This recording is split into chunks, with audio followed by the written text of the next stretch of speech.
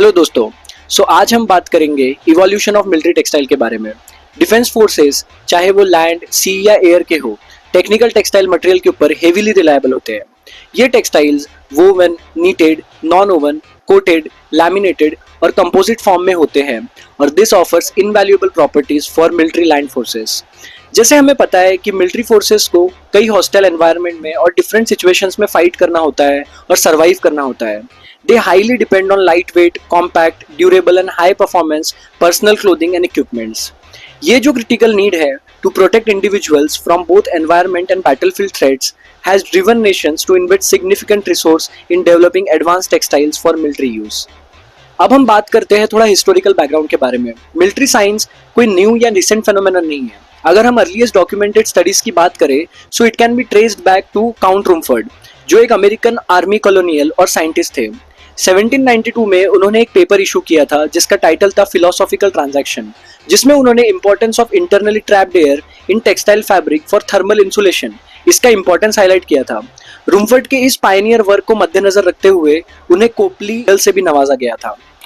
19th century के end तक military battles were fought at close quarter, leading to uniforms design to be bright, shiny and colourful. ये uniforms natural material जैसे wool, cotton, silk, flax, leather and animal fur and feather से बनते थे। इन uniforms का main motto था regimental identification and to intimidate the enemy.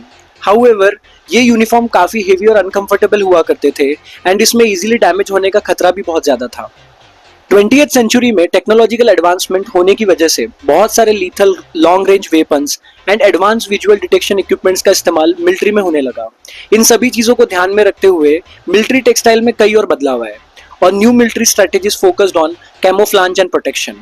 The British forces adopted khaki uniform and natural fibers were used for non-clothing items like tents and covers.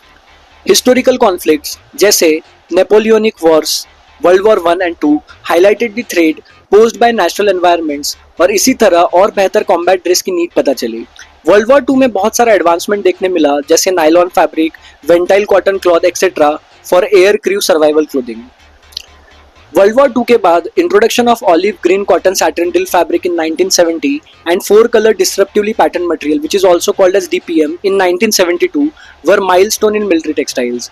1960 के बाद military textile और भी सोफिस्टिकेटेड होता चला गया, जहां बहुत से advance fibre and construction use होना शुरू हुए और आज बैटलफील्ड में सबसे बेस्ट टेक्सटाइल का उपयोग होता हुआ देखा जा सकता है। मिलिट्री टेक्सटाइल की इवोल्यूशन सिर्फ इनोवेशन नहीं, ये उन बहादुर सोल्जरों के लिए एक कमिटमेंट है जो हमारी सुरक्षा के लिए अपनी जान जोखिम में डालते हैं।